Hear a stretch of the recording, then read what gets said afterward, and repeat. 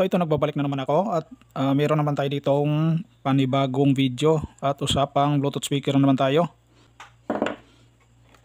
So ito yung sa speaker niya, kabit natin. Kakaiba naman ang problema nito. So ito, i-on natin ha.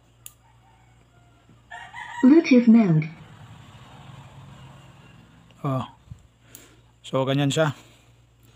Lagyan natin ng charger. So kapag full charge, hindi may ilaw yung kanyang charging kasi full na siya. So buksan natin. Bluetooth mode. Oh. So ganun pa rin. Ayan. So lose contact lang yung charger niya. So try natin tanggalin ng battery. Okay na off. So meaning operational yung kanyang charging.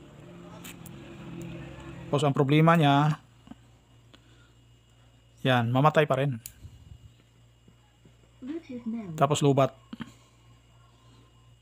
Oh. May karga ang battery, pero sasabihin niyang lubat. Kahit may easy cord, may easy na tayo na supply, sasabihin pa rin niyang lubat. Bluetooth mode. Tapos off. Okay. So ang problema nito mga lods, wala sa battery, wala sa charging. Okay, so kung i-analyze natin mga lods, dito yung battery, ito yung system IC. So kahit naka full charge ang battery, ang sabi ni system IC, lubat. So parang nag-miscommunication sila. Hindi sila nag-sync, si battery at si system. Kung ano ang status ng battery, lubat ba siya o full charge, alam ni system IC. Okay? So ito, papakita ko sa inyo yung problema nito. Tanggalin natin muna itong socket. So bago kayo kumalikot dito, dapat tanggalin ang mga supply, battery, at saka dapat walang naka-charge dito, dapat walang supply. Kasi pag nasushort yung mga terminal dyan, madali ito, masilan ito. Madali itong masira mga lods.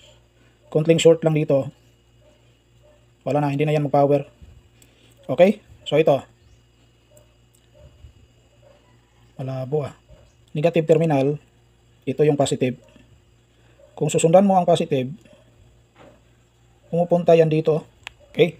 So galing dito, pumunta siya sa resistor na ito, tumawid, tapos may isang resistor which is naka-bypass sa ground or dito sa negative. Tapos may linya dumiretso. Oh, ayan, may butas oh. Kung titingnan natin sa kabila, ito yon.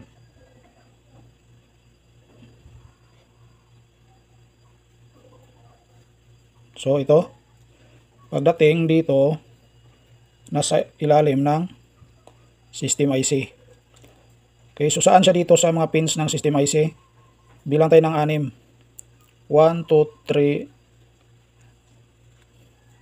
1, 2, 3, 4, 5, 6. Okay? So, ano natin, pakita ko sa inyo. I-continuity natin.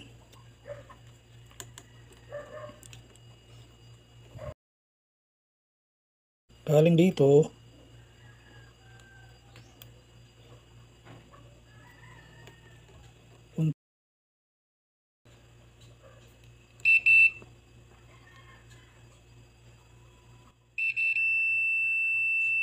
Okay. Konektado sila.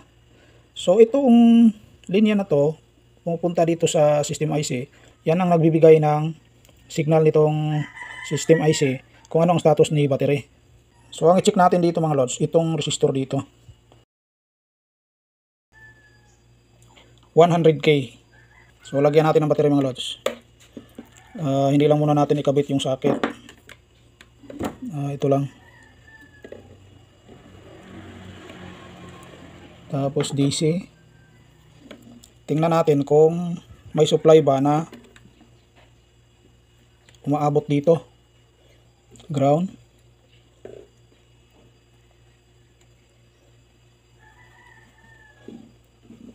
Sukin natin sa battery. So baliktad.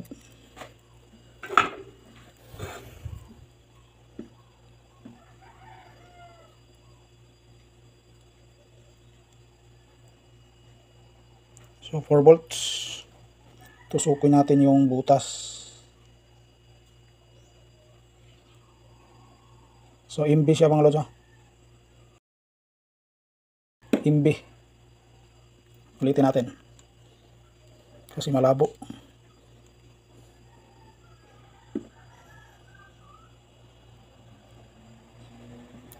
So MB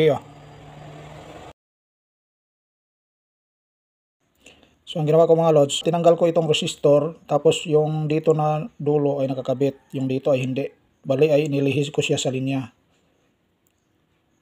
Tapos ay ninagyan ko ng battery. So nakatawid ang 4 volts. Galing dito sa battery at dito sa dulo, which is hindi siya nakakabit dito sa linya papuntang system.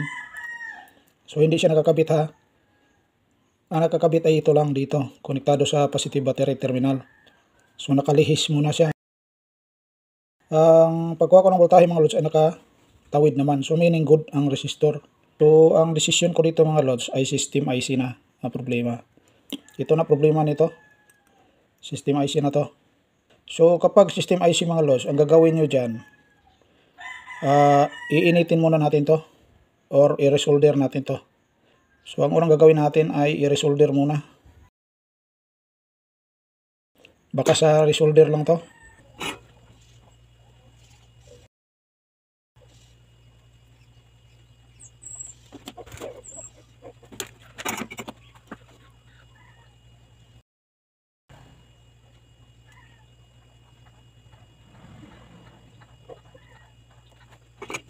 So ito na mga lods.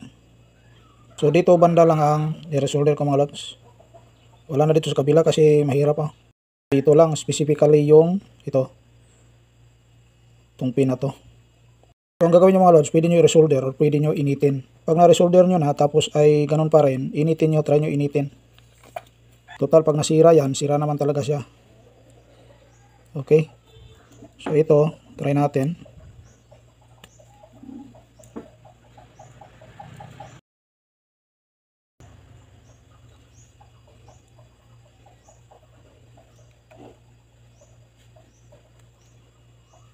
On. So ayan o. Hindi siya naglubat. Full. Okay. So lagyan natin ng speaker.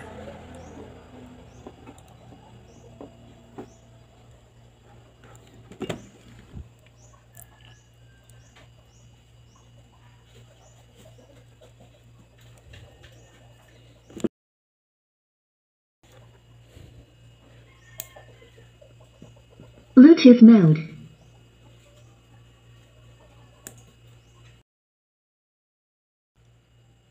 AUX mode.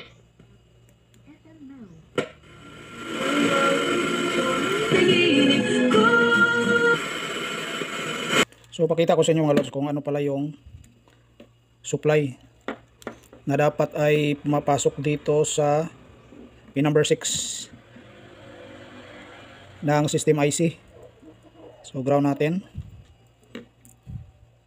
Battery. Check muna natin ang battery. So 4.3. Tapos tusukin ko yung butas kanina mga lods. Ano ba yun? Ito. So ganyan pala yung voltahe dyan na kailangan doon mga lods sa system IC. Dapat 0.4 or 0.5. Okay. So kanina ay MB. So yan ay 0.4. Tapos pag i-on natin. Bluetooth lang. Basta naka-on siya. Ang importante makuha natin yung voltahe dito. So kapag naka-on 1.6. Okay, so ganyan mga lods, reference nyo yan. Galing sa positive battery, tumawid ng resistor. Tapos pag tawid niya ng resistor, ito na yung voltahe na dapat ma-reading. 1.6.